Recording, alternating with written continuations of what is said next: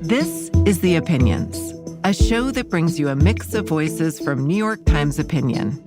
You've heard the news. Here's what to make of it.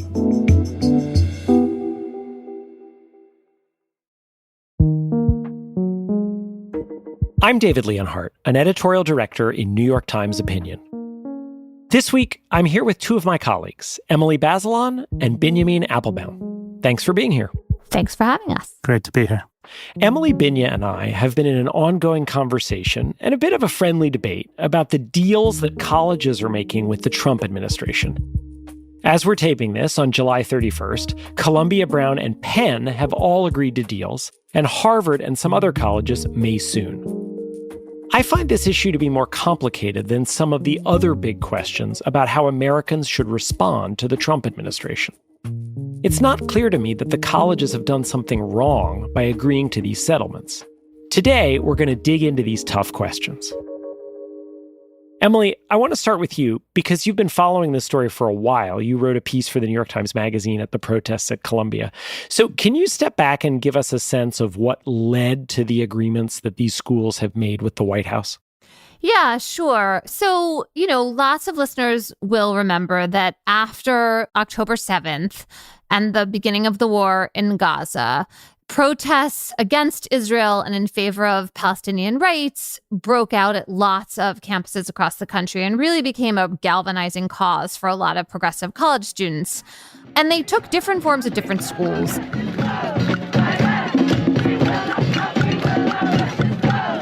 So a few schools really ended up in the spotlight in the news for a lot of conflict and agitation. And one of those schools was Columbia. Protests took a dramatic turn at Columbia University overnight when some pro-Palestinian students occupied a building on campus.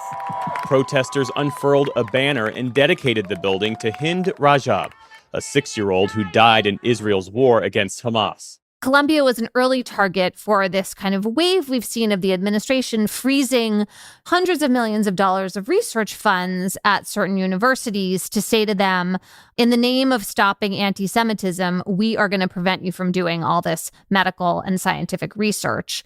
There's a list of schools, Harvard and Brown, which also Brown and Columbia reached settlements with the Trump administration, and Harvard is in conversation. And so, there was much less, I think, controversy at Brown. Things were kind of quieter, and Harvard was kind of somewhere in the middle. And so, essentially what had been a kind of big tempest on campus as students tried to influence campus university policy and U.S. government policy toward Israel and Palestine then became a set of questions about whether this is anti-Semitic. And then, I would argue, has become a kind of excuse for the Trump administration to go after some of elite higher ed, which it doesn't like anyway.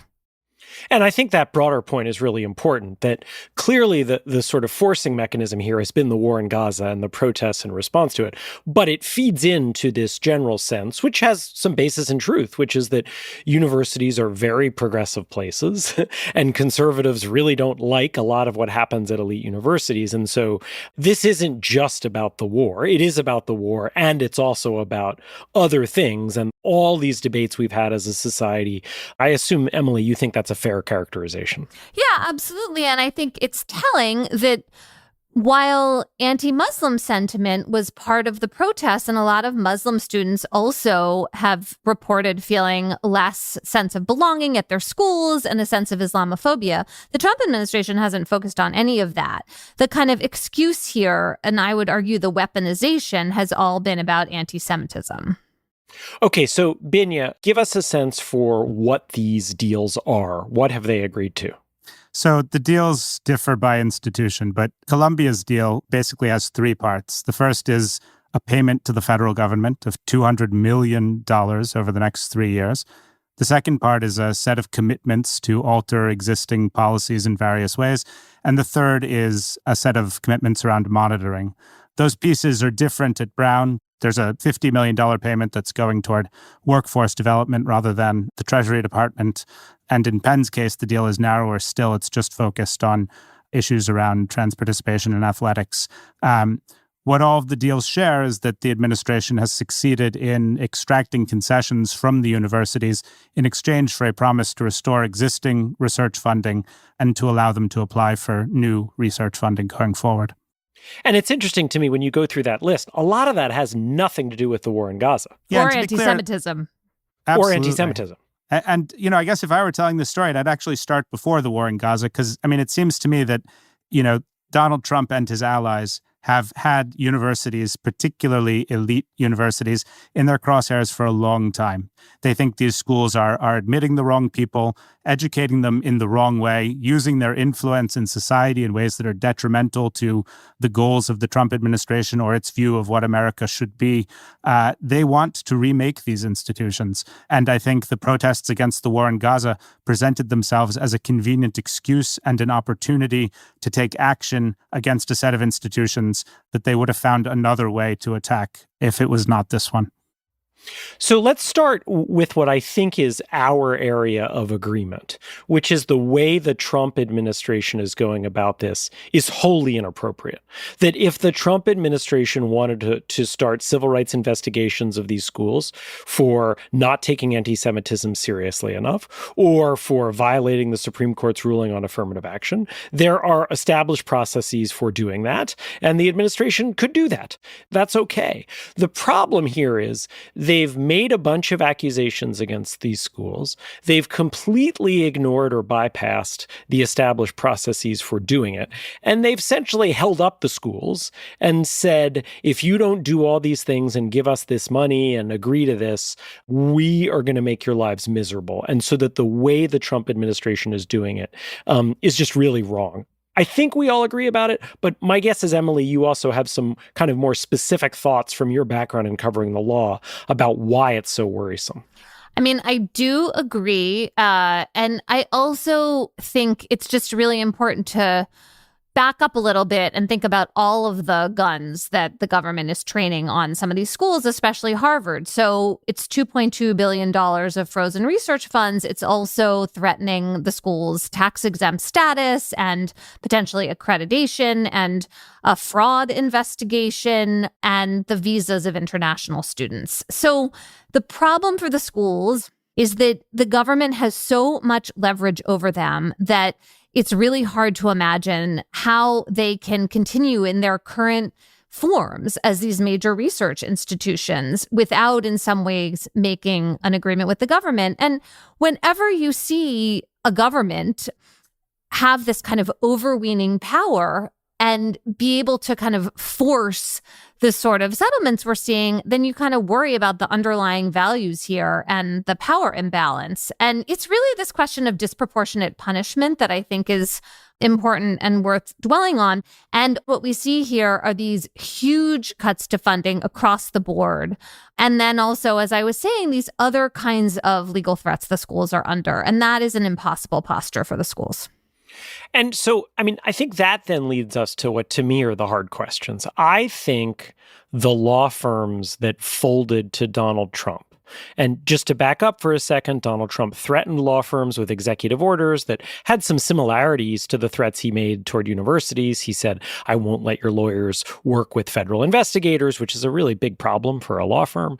And a bunch of firms like Paul Weiss folded and made deals with Trump. And a few other firms confronted Trump. They sued him. They said these executive orders are illegal, and they won very quickly. And I think those other firms that confronted Trump were doing the right thing, and the firms that folded, like Paul Weiss, were doing the wrong thing. And a bunch of people have said, well, Columbia is essentially like Paul Weiss. And I think this is a little bit different because I think it was much clearer that Trump was breaking the law with the law firms than it is clear that he's breaking the law with universities. So can you explain how you think about this question of whether the Trump threats are legal or not? I'd actually start not with the question of whether they're legal, but with another important distinction between this situation and the situation of the law firms, which is that a firm like Paul Weiss is pretty clearly an independent private business that happens to interact with the federal government. I don't think it is helpful to think of Columbia University or Brown or Penn or Harvard as independent private institutions. They are, in many respects, public institutions. more than half of all of the money that they spend on research comes from the federal government. And that's an arrangement that dates back. It started during World War II, and then in the aftermath of World War II, there's a very famous report called Science, the Endless Frontier, that basically argued that the United States should formalize and maintain this relationship with universities, use them as its research arm, fund it massively, pursue a variety of national goals in healthcare, in science, in technology, and in defense through research funding for these universities. And in the succeeding decades, this marriage is really good for both sides. The universities grow and prosper and take on their present form, and the government derives huge benefits from the research that they're doing. During the same period, the government also begins to massively fund the tuition that students pay to these institutions through various loan programs. What you get is a relationship that is essentially, codependent and much closer than the relationship between the government and a law firm. And so today, a Columbia or a Harvard is not in a position to say, we don't want to deal with you anymore. They are beholden to the federal government. They work in many respects for the federal government, and they found themselves over the barrel because the federal government, which has long taken a view of their purpose that was pretty closely aligned with their own view of their purpose, is now taking an adversarial view of what they should be doing, how they should be operating. And it's like, waking up in bed and finding out that the person who's next to you is not the person you thought. And they're really in a position where, it almost doesn't matter what the law is. They're stuck. Okay, but it's like waking up and finding that the person in bed with you suddenly turned into like an ogre after 70 years when before everyone was getting along and actually the whole world was benefiting from the medical and scientific advances, right? And to go back to David, your question about how legal or illegal this is, legally speaking, these are private and independent institutions. And Harvard, which has sued, has a really good argument that this case is about the government's efforts to withhold federal funds as leverage to gain control of academic decision-making at Harvard. There are legal protections for academic freedom that come out of the First Amendment, and there are important principles that create some independence for these universities while they continue to do this work for the government. And I don't think that we want a legal regime in which the government can put any conditions it wants on a university's funding, however unconstitutional. You make a good point that Harvard has sued, so the universities have fought back. But Harvard hasn't been able to win many injunctions that basically prevent these policies from going into effect. And so I think there's just a lot more legal gray area about whether this is legal or not. And I've talked to people at these universities who are working on this. And part of what they've said to me is, look, in terms of future grants, the administration has a lot of authority for what they want to do with future grants. And it just seems to me that in a long-term legal battle between the Trump administration and universities are likely to lose, or at least lose a lot. And that's very different from the situation with law firms, where the law firms have won. And so I really lament it. I think what the Trump administration is doing is damaging and immoral. But I'm very sympathetic to these universities deciding that if they actually fought, they would lose and there would be a lot of damage along the way. I think, Emily, you're less sympathetic to them than I am. I feel like it is really different to sue and put some law on the books, hear from a judge, and also to pursue settlement talks and try to make an agreement for all the realistic reasons you gave, than to simply settle. And so one of the important principles here is that Harvard has gone to court and it has asked for expedited relief. That means like a relatively quick ruling from a judge. And there was a hearing last week in which the judge seemed very sympathetic to the university because what the administration is doing probably is illegal. So to me, it seems really important to get a ruling from that judge before there is kind of a settlement from Harvard with the government so that we have some better answer to your questions. I do think Columbia's handled this poorly for some of the exact reasons you just said, which is that they essentially settled without doing any fighting. I am more sympathetic to the notion that Harvard, while suing, might also decide to settle. Yeah, sure. I do think, though, the terms of the settlements really matter. And there was an interesting contrast between the Columbia and Brown settlements on that point. You know, Columbia agreed to turn over all its data on admissions and hiring to an independent monitor for years. That is a lot of oversight and, you know, potentially intrusion into Columbia's internal affairs, right? Brown, by contrast, did not agree to an independent monitor. And there's a lot of ambiguity in some of the terms in these settlement agreements, which means in the Columbia case, you've given an extraordinary amount of power over Columbia to this independent monitor. And the Brown situation just seems better for the school going forward. I mean, I think it's great that Brown was able to get a better deal, but I think Columbia was in a very difficult position. And I think one also wants to be careful about talking about, you know, whose interests are being served by these deals. There is a long-term interest in maintaining sort of maximum independence for these institutions. There's also a short-term interest in ending the disruption of research. You know, there is an argument to be made if you're Columbia that your interest is in getting that funding back online as soon as possible, even if there is some cost to your independence. Not because that's the situation you would have wanted, but because you live in a world in which Donald Trump is the president and is willing to engage in, at the very least, the outer limits of hardball. And I think, you know, we'd all agree in some instances, even line crossing in his pursuit of these objectives. And there you are, caught in the crosshairs. And what are you going to do about it? You can wish that you'd been offered Brown's deal. But, I mean, if you're Columbia, you weren't, and you need to decide what to do with the offers that are on the table. But Binya, you would agree that that's not the only questions these institutions should ask themselves, right? I mean, law firms would say the same thing. Paramount, whose deal with Trump is really odious, they are asking them the same question of what's good for our institution. I assume you would say when a democracy is under threat, people have multiple responsibilities to ask themselves, not just their self-interest. Of course, absolutely. And I, to be clear, wouldn't say that Columbia has ignored those questions. I just think it's wrestling with them under different sort of pressures than some of these other universities because it has been particularly in the crosshairs. And I guess one question that I think we're seeing the answer to is there was a concern that if Columbia caved on all of these points, that it would establish a precedent that would allow the Trump administration to roll up other universities on the same terms. You know, at least the early indications suggest that that's not necessarily going to happen, that if you're not Columbia, you can get a better deal. And I take some comfort in that as well.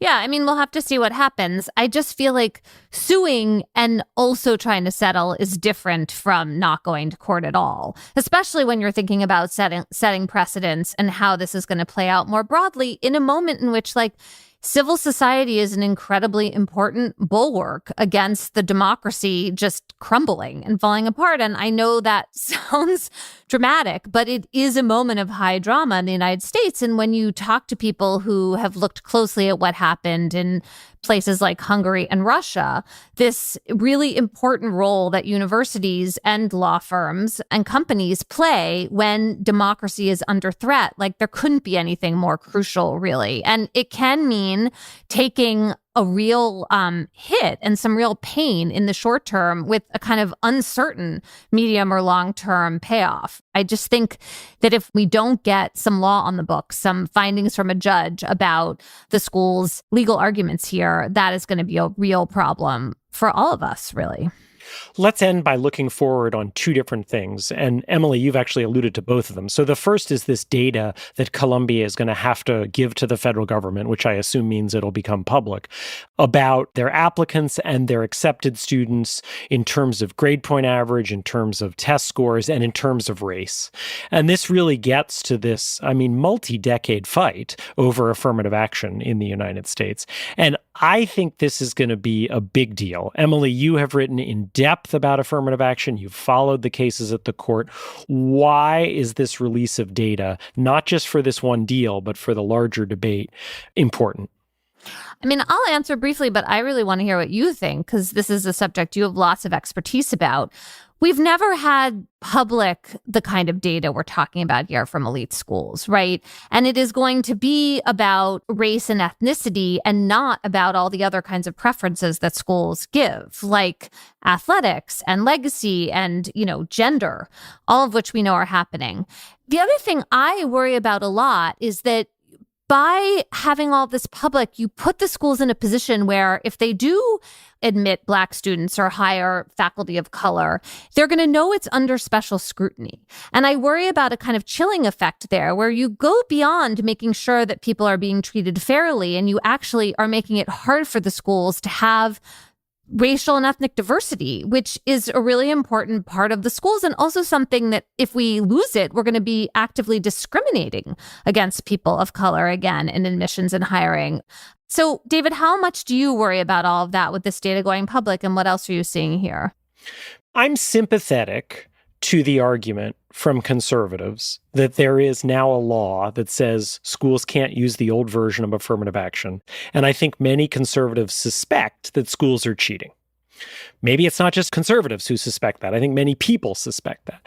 And so I'm sympathetic to the idea that schools should have to release more information so that the public, which finances these universities through large subsidies, can think about this issue. What I am deeply worried about is we do not want to have a college admission system where we imagine that all students are trying to face the same odds and overcome the same odds. There are many students who are running with a stiff wind in their face. They attend high schools that are not like private high schools or are not like really good public high schools. And so to me, schools can actually do something deeply unfair if they expect a student like that who has run with wind in her face to get the same SAT score as a student who's had tons of advantages. And these sort of blunt statistics may end up hiding a lot of that issue and may end up making college admissions actually less fair. That's my big worry, even as I think that it's reasonable for us to have more public debate about this. And just to support that a little bit more, when you read the fine print of these agreements, the administration is saying that these schools may not consider essays and narrative statements about diversities if they're a proxy for race.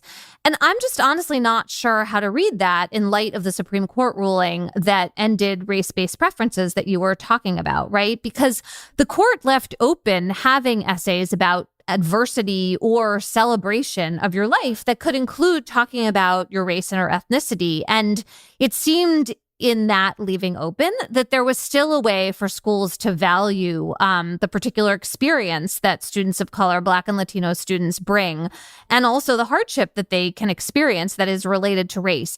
I can't tell if this new provision in these settlement agreements just kind of restates the Supreme Court holding or whether they're actually going beyond it. And there is just some ambiguity there. I would love to be wrong about this. I think the Trump administration is making a bet here that it will be difficult for Columbia and other schools to defend these numbers once they are released, and that this is more about getting this into the public debate than it is about a specific finding of the monitor. But we're going to have to see. Let me bring up the other issue here, which is, to me, there's one world in which they agree to these deals and the Trump administration essentially follows them. There's another world, and some of the critics of the deal have pointed this out, in which they agree to these deals and the Trump administration turns around 3 months from now and imposes new penalties on them. And that to me feels like a very different situation. And Binya, I'm curious if we do get that world in which the Trump administration starts a new investigation of Columbia and asks for $200 million more, how that would affect your thinking about this whole situation. I mean, I guess I'd say big picture here, that it's pretty clear to me that the administration isn't engaged primarily in an effort to administer punishment. It's engaged in an effort to administer policy. It wants to reshape the way that these institutions function. And I have every expectation that this is just the opening move in that effort. And I would be surprised, frankly, if Columbia is now done talking with the Trump administration because, the Trump administration clearly hasn't fully achieved its goals in this area. To me, it doesn't really change the way that I think about this because I think many of the people who are sort of most ardently opposed to this or most upset about it, they had the hope that somehow these institutions would be insulated against the Trump administration, that the consequences of the election would not reach these special institutions, that they would be able to continue functioning in the way that they had, irrespective of who was president. My big picture view is that it really matters who wins presidential elections in this country. And yes, the law can restrain them to some extent, and perhaps it could do so more fully in this instance. But the big picture is that the Trump administration has enormous power to shift the course of higher education in this country, to change who is admitted, to change the way that they are educated, the research that they pursue, the services that these universities provide. And we should all be alive to that danger and not operate under the illusion that these institutions can just ride out the Trump administration and not have to worry about its positions on immigration or on scientific research or on any of these other hot button issues. The lesson here isn't that Colombia is misbehaving. The lesson here is that Trump is misbehaving, and the only way to address it is to have a different president. Yeah, and I think that's actually a great place to leave it, which is that for people who are very alarmed about these deals, which certainly includes the three of us in our different guises, and I'm guessing many, many of our listeners, there isn't some special solution where Trump is in office and this doesn't happen. The way to prevent this from happening and from reversing some of the damage almost certainly involves there being a different president than Donald Trump. Binya and Emily, thank you very much. Thank you. Thank you.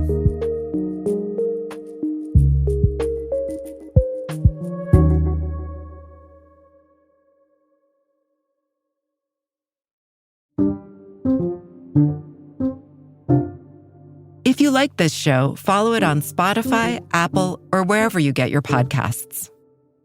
The Opinions is produced by Derek Arthur, Vishaka Darba, Christina Samuelewski, and Jillian Weinberger. It's edited by Kari Pitkin and Allison Bruzik. Engineering, mixing, and original music by Isaac Jones, Sonia Herrero, Pat McCusker, Carol Saburo, and Afim Shapiro. Additional music by Aman Sahota. The fact-check team is Kate Sinclair, Mary Marge Locker, and Michelle Harris. Audience strategy by Shannon Busta and Christina Samuelewski. The director of Times Opinion Audio is Annie Rose Strasser.